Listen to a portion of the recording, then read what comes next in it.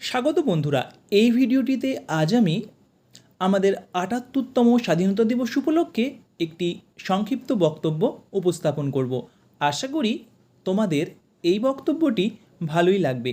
এছাড়াও এটি মুখস্থ করে তোমরা স্বাধীনতা দিবসের দিন তোমাদের বিদ্যালয়ে কিংবা বিভিন্ন অনুষ্ঠানে এই বক্তব্যটি রাখতে পারো। শুরু করছি ৭৮তম স্বাধীনতা দিবস উপলক্ষে একটি সংক্ষিপ্ত বক্তব্য। উপস্থিত সম্মানীয় অতিথিবৃন্দ এবং আমার শ্রদ্ধেয় শিক্ষক শিক্ষিকাবৃন্দদের যথাযথ শ্রদ্ধা আর আমার সহপাঠীদের ভালোবাসা জানিয়ে আমি আজ স্বাধীনতা দিবস সম্পর্কে কিছু কথা বলবো।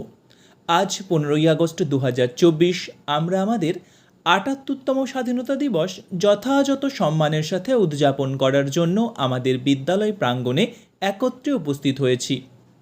প্রায় 200 বছর ব্রিটিশ রাজশক্তি আমাদের দেশ শাসন ও শোষণ করে। অগণিত শহীদ বিপ্লবী বন্ধুর আত্মবলিদানের ফসল আমাদের স্বাধীনতা প্রাপ্তি, অর্থাৎ স্বাধীনতা সংগ্রামী শহীদ বিপ্লবী বন্ধুদের আত্মত্যাগের ফলেই আমরা পরাধীনতার শৃঙ্খল থেকে মুক্ত হতে পেরেছি। বহু লড়াই, বহু সংগ্রামের শেষে 1947 সালের 15ই আগস্ট আমরা স্বাধীনতা লাভ করি। এই দিনটি আমাদের কাছে অত্যন্ত গৌরবের এবং অত্যন্ত আবেগের। স্বাধীনতার জন্য শহীদ বিপ্লবীদের এই দিনে আন্তরিক শ্রদ্ধা নিবেদন করা হয়। দেশপ্রেমের আবেগে নেচে ওঠে আমাদের মন, আন্দোলিত হয় আমাদের হৃদয়।